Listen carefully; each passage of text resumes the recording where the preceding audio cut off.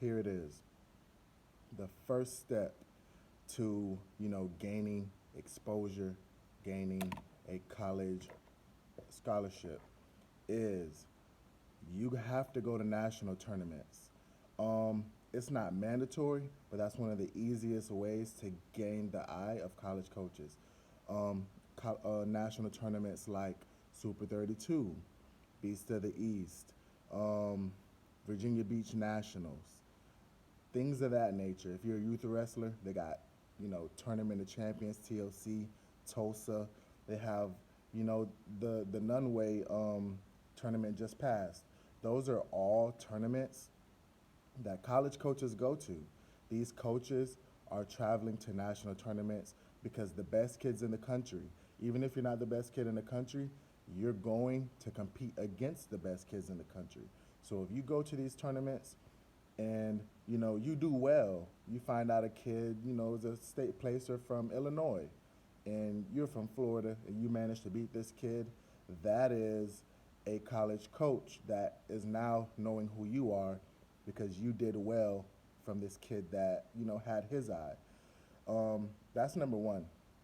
Number two, number two is you have to go to these wrestling combines. Now, it's not called a wrestling combine, but they're having, open training sessions where they invite, state qualifiers, state placers, and they say, you know what, I want all these kids to come and train, let's say 2 or 3 sessions, and we're gonna have this many college schools in attendance. Not only that, the wrestling combines, but go to camps. Camps like Florida Pride. I just got the liberty of coaching at the Florida Pride. Florida Pride, we had Life University was there. Omi Acosta. We had St. Andrews was there. Um, there was college wrestlers, from Hofstra. We had college coach Earl Hall at University of Virginia.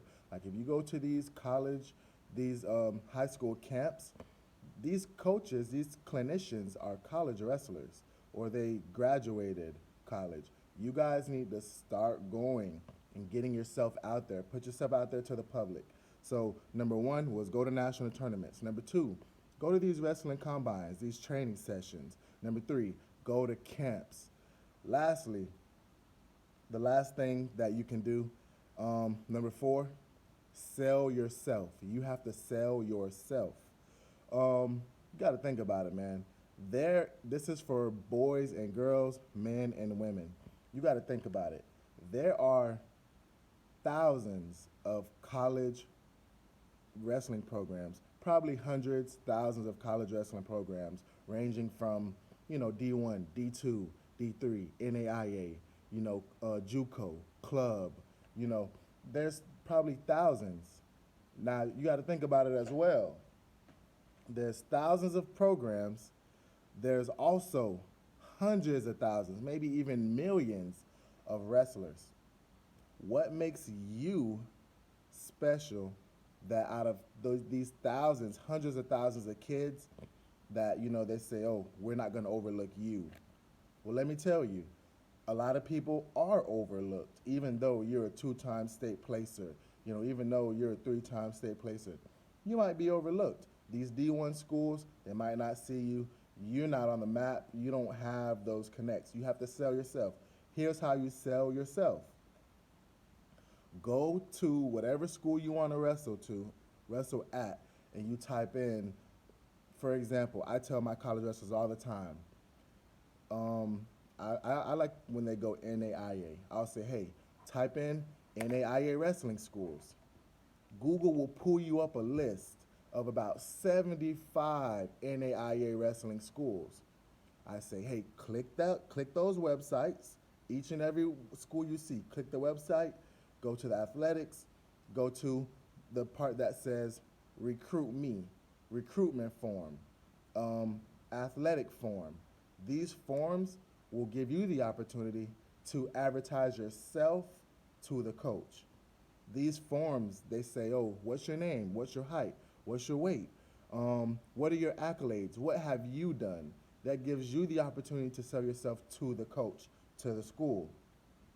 Also, Send emails.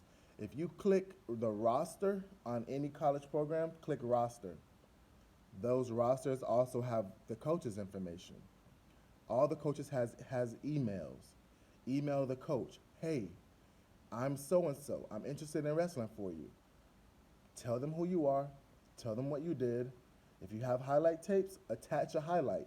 Having a highlight tape is very important as well. These coaches may have not ever seen you wrestle.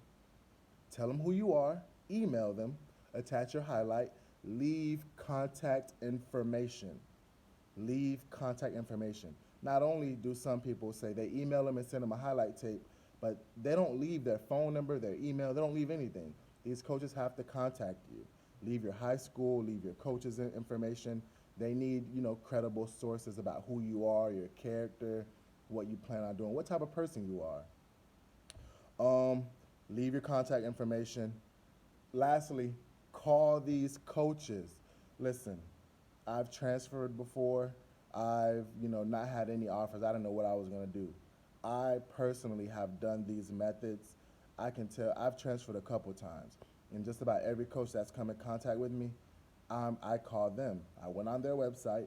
I see, oh, 3 coaches. Well, guess what? I'm going to call all these coaches. Coaches are busy, man.